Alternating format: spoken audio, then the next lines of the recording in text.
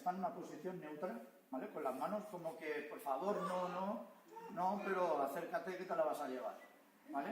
Entonces, vamos a hacer para que nos vean todos. Poneros un poquito más para allá, por favor, así lo veis todos bien. ¿Vale? Fijaros mucho en la pivotación de los pies porque implica mucho, porque el golpeo siempre sale de la cadera primero. Esto sería un golpe débil, ¿vale? Y un golpe que sería contundente. Olvidaros de los brazos, de las piernas y centraros que la fuerza nace de aquí siempre, ¿vale? No es lo mismo golpear así que golpear así. Igual que el brazo de atrás, no es lo mismo golpear así, que no tengo fuerza en el brazo, que golpear con todo el cuerpo. Tampoco me voy detrás del golpe, sino que golpeo y vuelvo a